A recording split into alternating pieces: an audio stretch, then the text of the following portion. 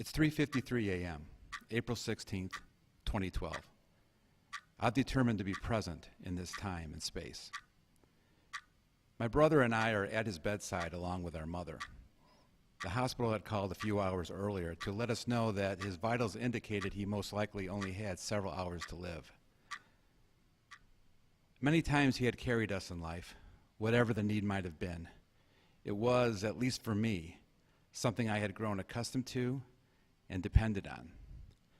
I desperately did not want him to die alone. Built on the shoulders of his father, Dad had always stressed the importance of family.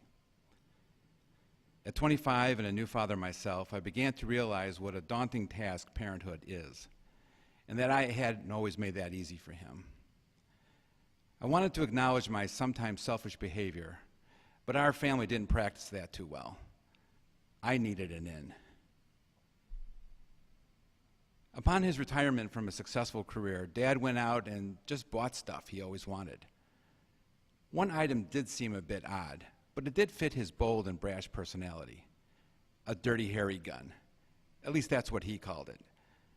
A .357 Magnum. A big, bold, brash, are you feeling lucky, punk? Gun. He kept it on the top shelf of his closet. I asked him to go shooting, but I didn't really care about shooting.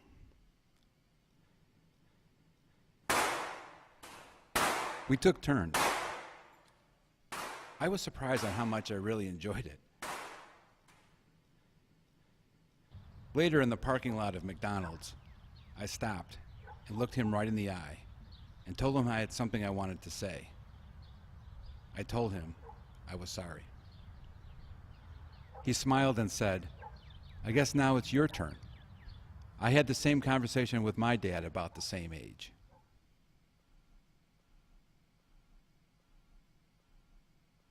Our temperaments were opposites, as different as the way his enormous hand wrapped around that Smith & Wesson compared to my woman-sized hand. But in that moment, I was the same, not only with him, but also my grandfather.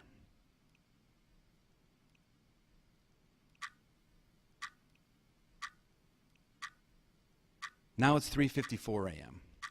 Dad breathes his last. There's grief, there's tears, and the what next moment coldly eludes me. Will my hand be as steady as his? My path as true as the example I saw from him and his father? Will I be able to faithfully pass on what I had been given?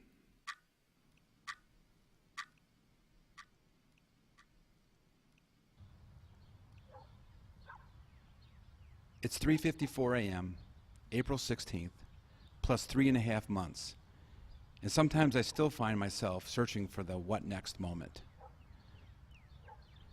When it came time to go through his things, I passed on his clothes, on his trusty golf clubs, on his beloved books, and his eclectic DVD and VHS collection. All the myriad of trinkets collected from a very big life. I knew there was only one thing that I wanted.